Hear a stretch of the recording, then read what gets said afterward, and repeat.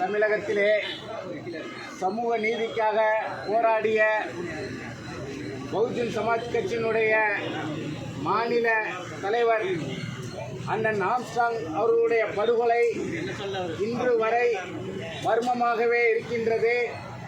அண்ணன் ஆம்ஸ்ட்ராங் அவர்களுடைய படுகொலை நிகழ்ந்த 3 மணி நேரத்திற்குள் குற்றவாளிகள் சரணடைந்ததாக காவல்துறை சொல்லியது.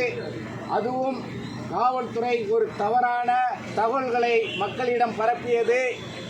குற்றவாளிகளை காவல்துறை கைது செய்யவில்லை, அவர்கள் சரணடைந்தார்கள்.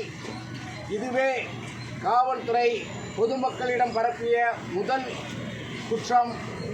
இரண்டாவதாக, ஒரு சமத்துவ நாயகன் ஒடுக்கப்பட்ட வஞ்சிக்கப்பட்ட மக்களுக்காக போராடக்கூடிய ஒரு சமூக தலைவனை முன்பகை காரணமாக கொலை நடந்ததாக காவல்துறை அறிவித்தது. இதிலிருந்து பார்க்கும்போது இந்த கொலைக்கு திட்டமிட்டு இந்த படுகொலை நிகழ்த்தியது காவல்துறை தான் என்று நாங்கள் பட்டியலின மக்கள் சந்தேகிக்கின்றோம்.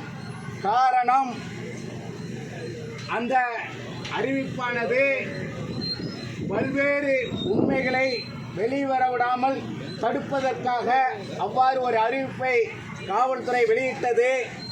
முன்பகை என்றால் அந்த கொலை குற்றவாளிகள் சொன்ன அந்த கொலையிற்கு இதுவரை எங்களுடைய சமத்துவ நாயகன் விளிம்பு நிலை மக்களுக்காக போராடக்கூடிய அண்ணன் ஆம்ஸ்ட்ராங் அவர்களை அந்த கொலை வழக்கில்